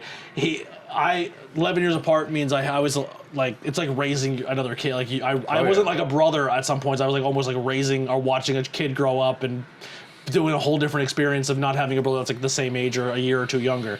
But I remember he had a fucking Elmo doll that was light activated, that when it seen the light, it would go, peekaboo. You know how fucked up that was when you come downstairs and flip the light on and a fucking stuffed animal talks to you Yeah. when the light hits it? dude, so many times my dad would have fucking heart attacks, or he'd come running down and be like, ah! And you're like, what the fuck? Like, worst toy ever. We buried it in his toy box, but he would always pull it back out because he loved fucking Elmo. But yeah, creepy fucking toy. Creepy. Well, now you know how to really screw with your brother. Just find another one. Buy like 20 of them and don't tell him. And then one night, Like one that's already Yeah. opened and shoveled. You just take the sticker off. Actually, speaking of toys real and fucking with slow. people, our mom has zero sense of humor. Like, none at all. And there's a video I seen that I was like, oh my God, this would be perfect to do with my mom. Do you ever see those cactuses that they have for babies that it mimics the sound and says it back? But like, the baby No. like, ah, and it'll be like, ah! And it like wiggles when it does it. This guy puts like 30 of them in the room, and the mom's like, you think you're fucking funny? And then the rest of them going, you think you're fucking funny? oh my God. Repeating after and getting more and more high pitched. And they probably all start Oh, and perpetually repeating each other, and then Yeah. it just ends a cycle. I just imagine me committing to the bit doing that to my mom, because it would be fucking amazing. Oh my goodness. She is so angry, and I love it so much. People think I should make more TikToks of me fucking with mom, because they like. already had. Listen, she's on heart medication now. Leave her alone. I scared her in the alley. I think I still have the footage. I might have deleted it, but I scared her in the alley. Yeah, I scared. Yeah, good call. I don't want to we could hear in your scream. Yeah. Yeah, but I scared her in the alley, and I had it on like this brand new camera, and she was like, "What the fuck? You scared me, but you want to fucking help me?" Like almost with a hammer. Yeah, it's bad. But man, this is I haven't had a podcast like this in hours. a long time, where I just fucking sat with another person and hung out and chatted. They're at Boss Cobbs now. Is this me or you? Me. Of course it is, you fuckface. Oh, I want the white one with the red collar. That's the one I'm Yeah. looking for. Yeah, CM Punk. Sorry, saw that Boss tons of pro Cobbs. wrestling. And I was like, I'm buying this. So when Chuck comes back, we'll close this one out. Also, too, first attempt of doing the 3-camera angle. Probably gonna hate myself editing this, but I think the end result will be better for you guys as the listener. I love being at the table again. Like, I know it takes up 90% of the room, and Lily hates it, but like, just sitting at this table makes me feel really good, Why does Lily hate it? because it takes up 90% of the room. Why does Lily hate it? Because we have a smaller version of this Because table. Lily got told you could have a space to do your Yeah, project, but and then pack don't it up and worry move about out of the it. way. And then the next day, oh yeah. thought your space is gonna- I thought your space was gonna be against that wall. Did you guys talk about the guys who directed this movie, what they directed before this? Long Legs. Long Legs, which Yeah. almost was won. I'm pretty sure it won awards for being like the indie movie of the year. You all right? I'm looking at your figures, dude. Oh, okay. You're like, Well, want to throw your mic on? We'll wrap let's this do one up. long legs next. I thought we were doing weapons next. Whatever you want to. Let's do weapons, and then we'll Okay. do long legs.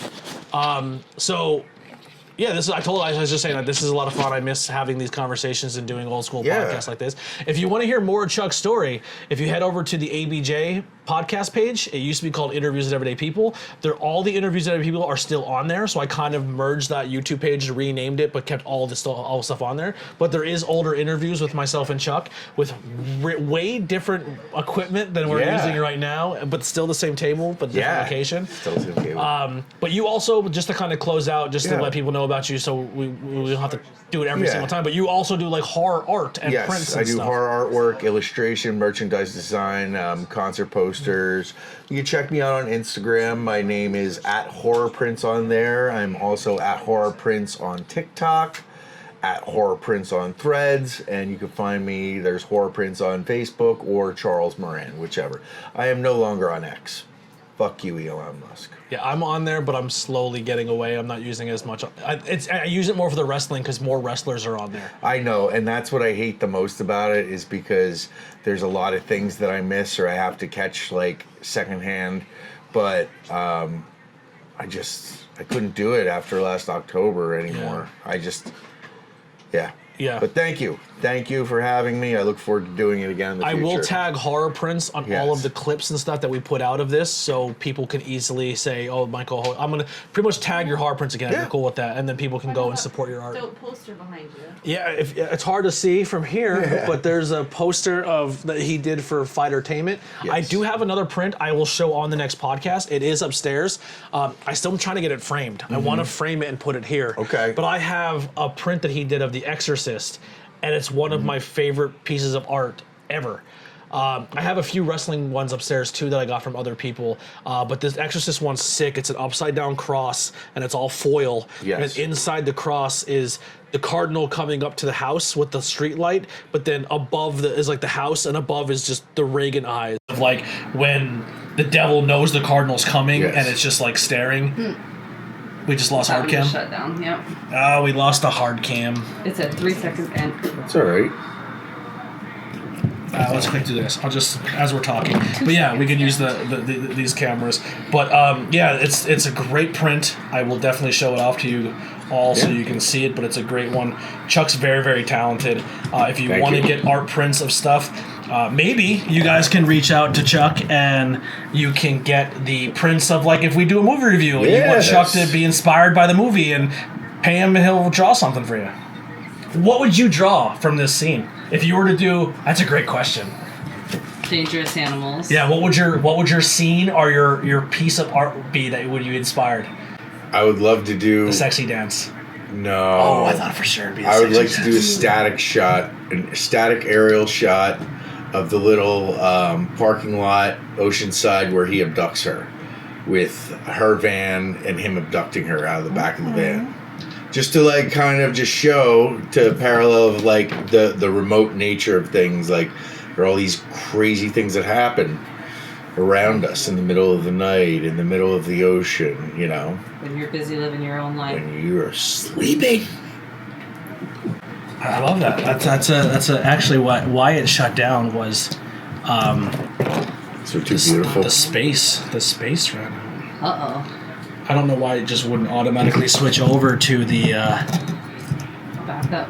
backup. It'd be like that. Now it looks like it's frozen. Well.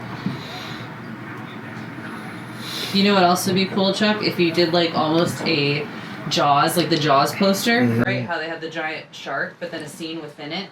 Yeah, That would be cool. that would be cool. Like her looking at the shark under the water, but then another scene within the shark. All right. Well, we probably won't do another 2.5 hour one. This is the first one, so we're finding ourselves and finding. Yes. So it won't be as crazy for the next ones. Sure. But I had a lot of fun. This was a good time. I can't wait to do more. We will be back. We'll try to do these bi-weekly. Yeah. Like try every other week. Sounds good. If you, like I said, you're always welcome to come hang out if you want to come do a wrestling one again in the future or something like that. But for now, we'll see you guys next time on Not Cool in High School Horror. Here's some music by the Converse-Gated. Make sure you check out the links below to follow us both on all social media. If you made it this far and haven't hit the thumbs up or subscribe or leave a 5-star review, what the hell's wrong with you? 5-star. Do it. 5-star. Fucking do it. Help us out. We're trying to grow. Just do it. All right. Bye.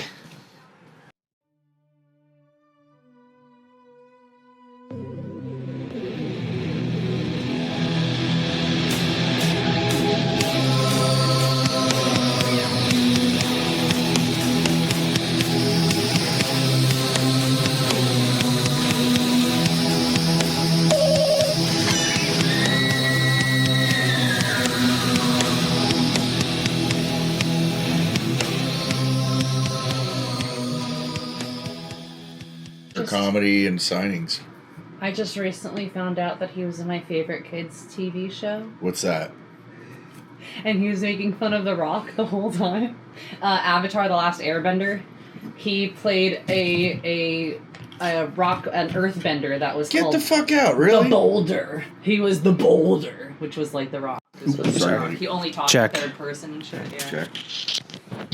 So you can go under or you however you want to do it. Should I just put it on my collar? Yep. Oh, damn it. Check. Check. All right, let's I'll start you. I mean, I know you're started, but I might bump into this one more time. I have everything but my hook.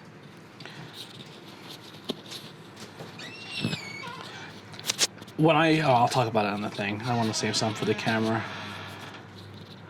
Oop. You alright? Damn, dude. You're good. They're made to take a beating.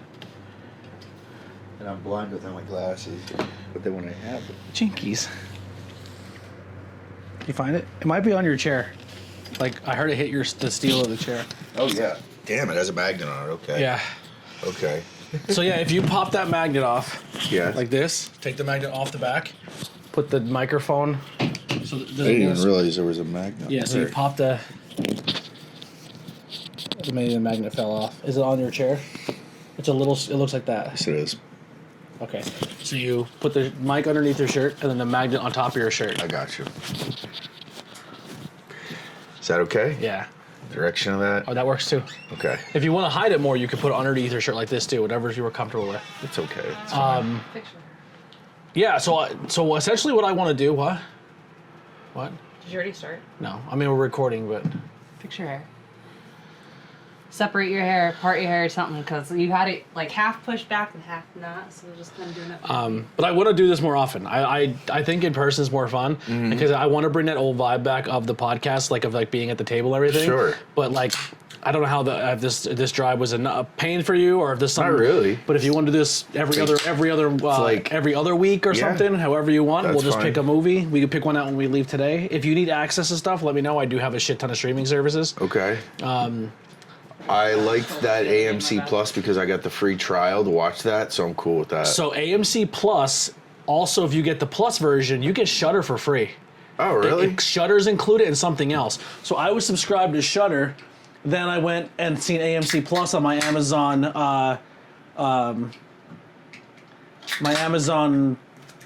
thing. When I'm on my screen is like subscription. So I have Shudder Plus. I'm sorry, Paramount. AMC Plus, but it comes with like something else and Shudder for free. So yeah, but if like I said, there's another movie too, we could figure something out. Okay. I know some on my list that I have yet to see. I have not seen Long Legs. I haven't seen that. I haven't seen Barbarian. I haven't seen that. I haven't seen Black Mask Black Phone. I haven't Saltburn. seen that. Saltburn. Saltburn, I haven't seen that. Yeah. Barbarian. So there were some other ones that are pretty popular that people that got a lot of traction. Sydney Sweeney. Oh, Sinners. I haven't seen Sinners yet. Okay. I started to watch. Yeah, I haven't heard it. I've heard of these, but I haven't seen them. Yeah, Sinners is supposed to be really good. I didn't Okay. realize that. I knew the premise of Sinners, but I didn't realize that it's like the Parent Trap style shot. Like Michael B. Jordan plays two different characters. Oh. Oh yeah. I wasn't aware of that either until you just told me. You ruined it! I Spoiler. didn't ruin anything about the fucking story though. So But I just know it's a vampire movie. yeah, is it? But yeah. So we'll figure stuff out, and maybe we'll ask the audience what they want to see us review or talk about. The only one that we can do, and if you want to like stay co-host and be here, like stay claim of it, I'm all for it. But when we do go watch Terrifier 3, I'm gonna do that with Yeah, Courtney. you said you want to do those with Courtney. Yeah, but you're if you want to jump in as like co-host permanently, like you're Okay. more than welcome to do so. And like we Okay. can do it remote, we can do it here. But you're definitely somebody I would love to chat horror with and watch Yeah. horror with, because I think Yeah. you really like Don't horror, be but fucking also tired. Yeah. you're also not very like everything sucks. You know? what I mean? No, I'm a 10-minute drive down 81. from Yeah. here, so it's not bad. You know. Yeah. And if you hate the logo and want to chuck it up, I'm cool with that too. The not cool in high school horror. I have it just looking like an old school black and white matinee screen. Mm-hmm. That's kind of where I was going for. I'm just looking at the cast, so don't mind me. Yeah. So I didn't know who Ja Courtney was until I is looked up him? later. He was the killer, Yes. Captain Boomerang in Suicide Squad. That's why he sounded familiar. Okay. But he looks like he looks like Tom Hardy and Phil Insane. Yes. He's in Terminator Genesis. He wasn't in. It's not the same guy as Mortal Kombat, right? No. No, that's Okay. Michael Jai White, right? Is that No, what you're he's thinking? the new one I think she's talking about. Okay. I suck at explaining characters that I don't know. Dave. I thought the dog was going to kill him. I thought the dog was going to be the one that kicked him into the water and the shark would eat him. No, I thought I think without showing it, I think that dog fucking dies. I think they cut that out of the movie. Okay. My You think personal. that's where they That's stopped it? Yeah. that's a terrible thing to They were like, the dog, that don't even never worry about it's it. never gonna pass any type of a rating system. Nobody wants to see a pet or especially a dog die. But the dog annoyed him the whole movie. That's why I think when Yeah. he had a chance, he took it out. Mm-hmm. Oh my god! I thought we'll talk about it. Yeah. All right, you ready to dive in? Yes. We're gonna wing it. Okay. All right. Dive in. All right. Yeah, I like that. All right.